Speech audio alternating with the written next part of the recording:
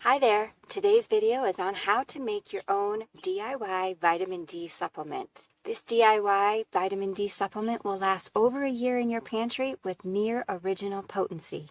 It's food and nature based, it's organic, it's DIY, and it's easy. I have packed this video full of information on how to make your own DIY vitamin D supplement. Yes, you can actually make it wrong, resulting in a minimal vitamin D. So be sure to watch this video from beginning to end so that you don't miss out any essential information for maximum success. Okay, so you only need 3 things. You need mushrooms with a specific type of feature that I will share with you shortly. You need sunshine and some glass jars. It's really that simplistic. I've divided this video into 5 parts, so here's what we're going to cover. In part 1, I'm going to tell you the type of vitamin D that these sunshine mushrooms make and how it converts in your body into the useful form of vitamin D. In part 2, I'm going to give you actual IU levels that you can expect from your sunshine mushrooms. Part 3, I'm going to give you step-by-step how to make the mushrooms, including the specific feature that the mushrooms need to have. In part 4, I'm going to share with you the mistakes to avoid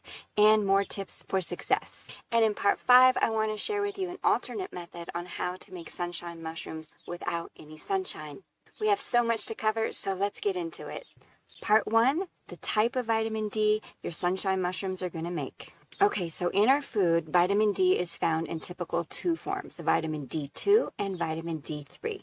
Vitamin D2 is called ergocalciferol, and vitamin D3 is called cholecalciferol.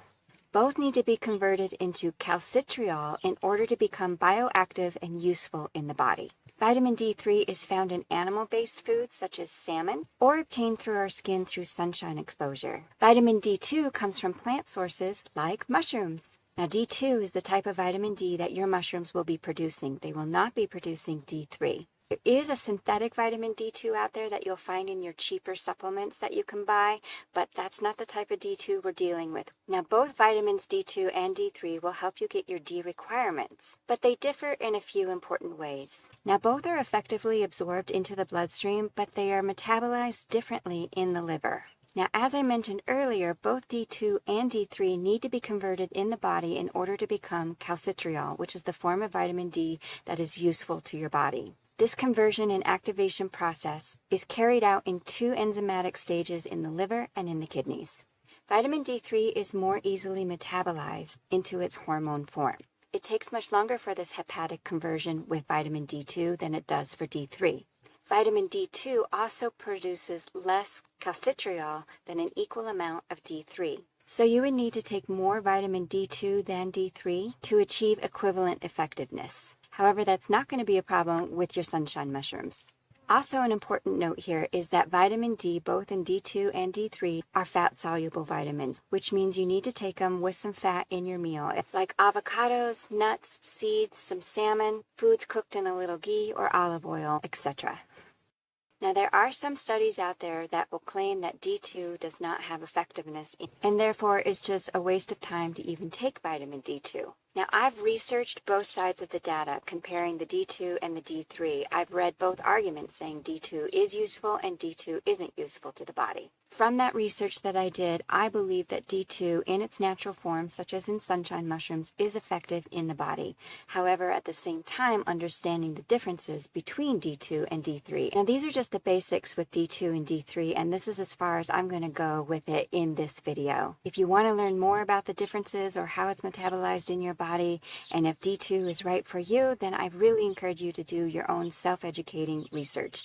And be sure to read research that is non-biased. So let's move on.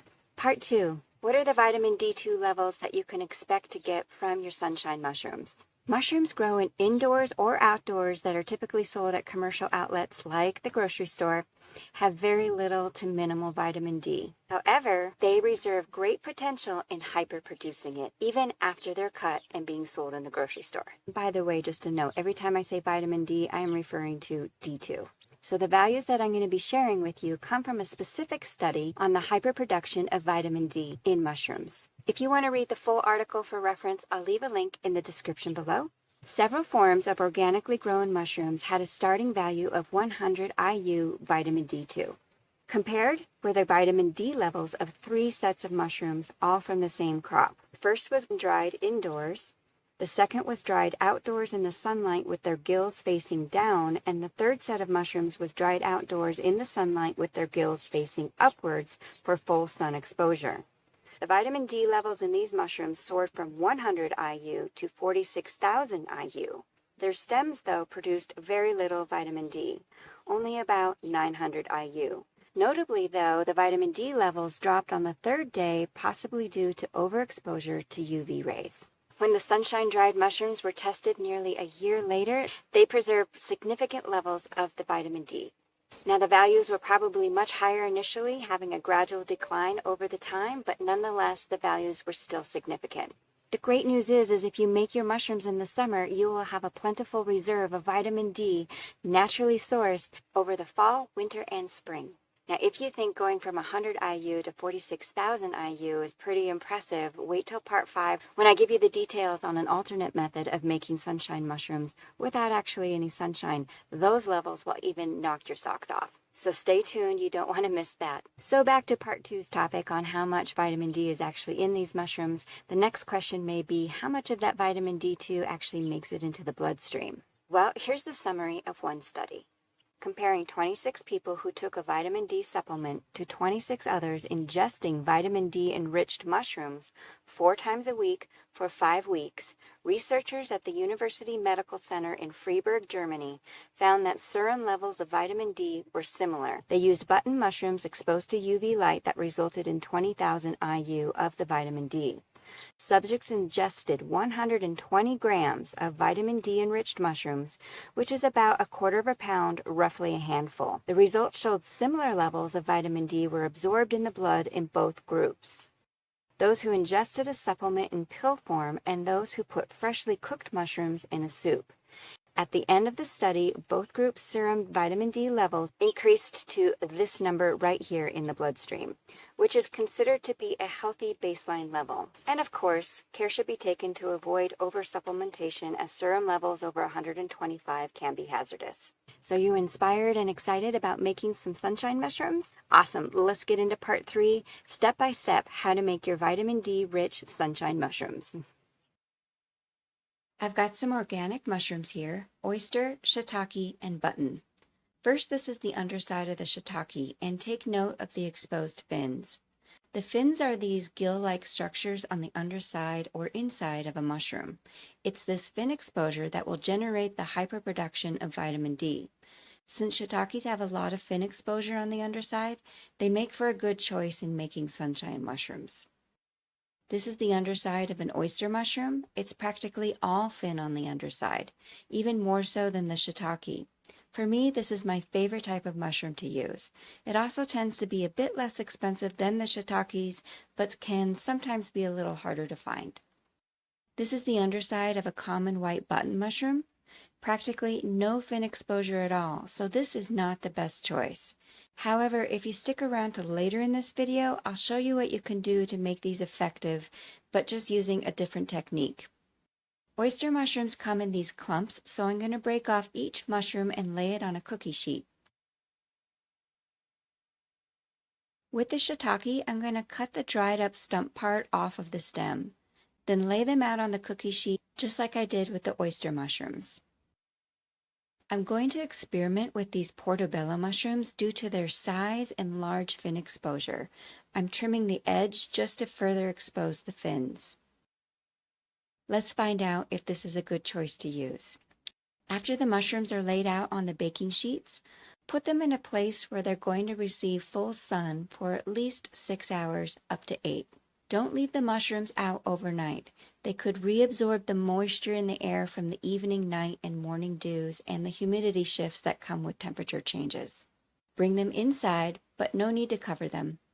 Around 11 a.m. on day 2, set them out again in full sun for 6 to 8 hours. These are my mushrooms at the end of day 2. They are fully dried to a crisp, which is exactly what you want. Break your mushrooms to test their dryness. They should snap when they break, just like this.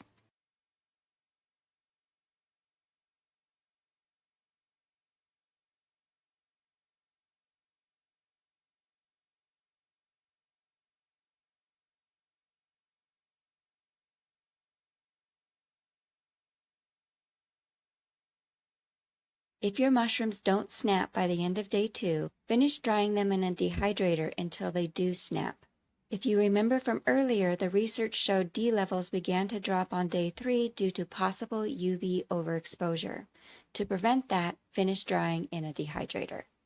This is just some standard white rice I'm using. I'm going to add a tablespoon to each jar as a moisture absorber just in case, although my mushrooms are completely dried and do snap in half.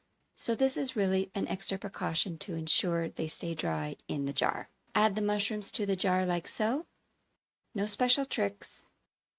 Then place the lid on tightly so that no moisture can get in. That's it.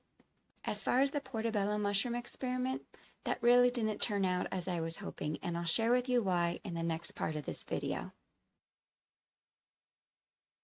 Now you don't want to miss part 4 with those mistakes to avoid, the mistakes that I made that I want to share with you so that you can go straight into success. So let's hop into it. Part 4, mistakes to avoid.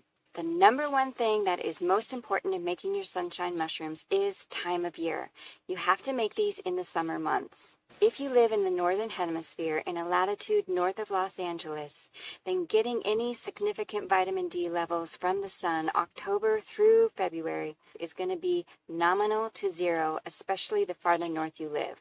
So I live in Montana, so those who live in Seattle or Alberta, the UK, Ireland, yeah, good luck. You're not going to be getting any vitamin D during those months. So really important, you got to get this done in the summer. And for all my friends in the southern hemisphere, same goes for you. You got to do it in your summer months, which I know is the exact opposite for us in the northern hemisphere. Because even if you set your mushrooms out on a bright sunny day in the middle of winter and they dry up to a lovely crisp, they're not going to have any vitamin D levels increase from what you bought them from the store. And if it's not summer, stay tuned to part 5 because I'll share with you the alternate method. Okay, so another lesson that I learned is don't use a mushroom that's too thick. I thought I would experiment with the portobello mushroom because it has so much fin exposure on the underside, and the truth is it just didn't dry fast enough in those 2 days. If you look at this footage, see it's still even meaty even when the other mushrooms are dried to a crisp, and I'm going to turn it over and see it even molded a little bit because it just wasn't drying fast enough. There's so many other wonderful mushroom alternatives. Just skip the portobello and do the oyster, the shiitake, the maitake, or I'm going to share with you how to do the button mushrooms because they're going to be a little different. Next is avoid humidity. Your mushrooms will not dry into a crisp like they need to so that they can have long-term storage. So if you're in southern Georgia or Florida or Louisiana, this method may not work for you. But that's just my theory because I don't live in those places, so you test it out and see what happens. And also remember from the research study that I was reading from earlier is that the vitamin D levels begin to drop on day 3 due to overexposure of the UV rays. So just leaving the portobello mushrooms out for 3, 4, or 5 days for them to completely dry will actually start working against the mushrooms. So 2 days is the key, and you need mushrooms that will dry into a crisp within those 2 days. All right, this is a small little thing, but again, a lesson that I learned. Watch out for wind because when your mushrooms start to dry, and they will pretty quickly on the first day, they become light as a feather and the breeze will pick them up, and before you know it, you've got dried mushrooms going across your backyard. So watch out for wind.